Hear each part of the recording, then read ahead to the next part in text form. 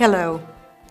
This video focuses on the special connection between you and your baby, the connection created by a secure attachment bond. The relationship can be a source of comfort and trust for your infant and a source of joy and fulfillment for both of you. The term attachment or attachment bonding is used in a number of ways, and you may be confused about its meaning. You may think that the parent-child relationship, called the secure attachment bond, is more complicated and time-consuming than it really is. Some see this relationship as spoiling an infant, as if that were possible, or demanding round-the-clock commitment, which it doesn't. The secure attachment bond does imply an ability to reduce stress that's affecting you and your baby, and it does require an ability to tune in to your own emotions and those of your infant. Everything that's important about life as a human being, you learn in context of relationships. Attachment relationships where the parent is sensitive to the child's inner state lead the child to have a brain that becomes very integrated and a mind that is very coherent. If parents are not providing sensitive caregiving, where they're not tuned into the internal state of the child, then you have various kinds of difficulties that can arise. The most important pivotal experience in a child's life is that a caregiver and a child have a falling in love experience. And that experience of joy is invigorating to the body on all fronts and is essential to being able to develop the capacity to care, to be able to develop the capacity to love, and to have empathy for other human beings, and to be able to have moral conscience.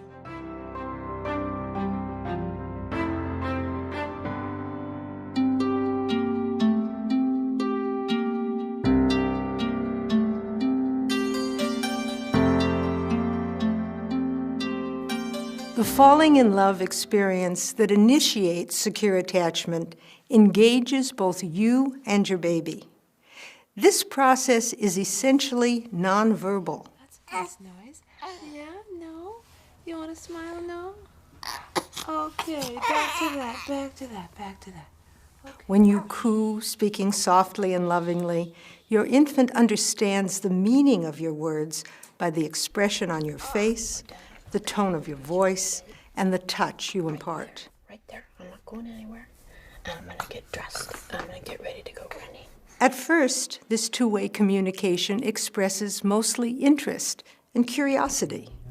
Wordless exchanges are tinged with wonder as each of you investigates the other. This process of mutual discovery can only take place when you and your baby are both relaxed enough to focus intently on one another. It's natural for newborns to sleep a lot and cry for periods of time, but there will be moments of mutual engagement when you and your infant lock gazes. What's it going to be? As delightful as this mutual engagement is, it's important to understand that a newborn's nervous system can become overloaded very easily. So an attuned, sensitive parent permits their baby to disengage when the baby's vulnerable nervous system needs a rest. The attuned attachment bond intensifies as shared smiles, vocalizations, and gestures increase in frequency and intensity. This is a dance between the two of you, but it's initiated by your infant. Within the first year, nonverbal communication progresses to the point of playing simple games with each other, like peekaboo. Babies use eye contact, gestures, vocalizations, and other nonverbal means to signal their desire for play. A book! A book! This joyous process deepens your mutual love and stimulates optimal development in your infant's highly social brain. Ideally, the attachment relationship progresses smoothly, but if either you or your infant has challenges that continually interfere with your ability to relax and focus on one another, the attuned attachment bond is interrupted and may be compromised.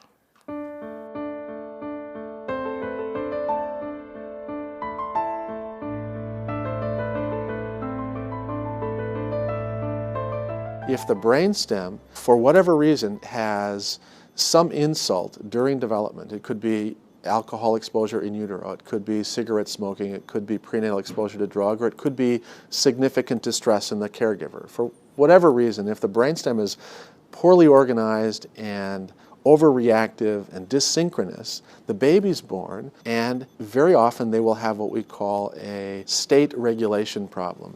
They are hard to soothe. You can't quiet them down very well. It's hard to engage them, and it makes the caregivers feel overwhelmed. They can't calm the child down very well. The child stays all stirred up, and instead of having this smooth, synchronous interaction, you have kind of this bad fit. These problems commonly also occur in premature babies, babies with disabilities and illnesses, or adopted infants. But the challenge to successful attachment doesn't necessarily lie with the infant alone. Attachment is a partnership that a caretaker may be unable to fully engage in for many reasons. A mother who experiences high levels of stress throughout her pregnancy, from overwork or lack of physical or emotional support, can become distressed, and she can pass this stress on to her developing infant.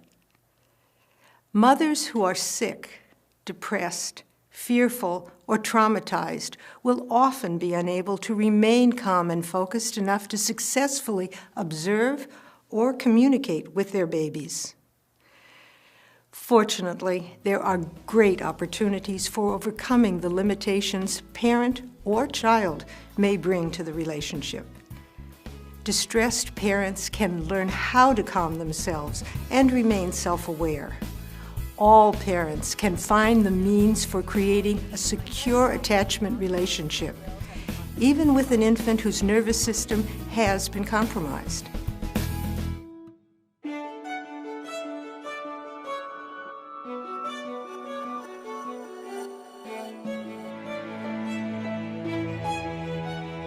Challenges to attachment are overcome by first understanding the role stress plays in any relationship.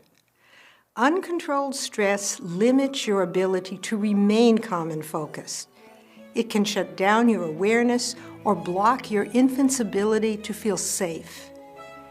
Creating a secure attachment bond begins by recognizing the role stress plays in supporting or undermining secure attachment.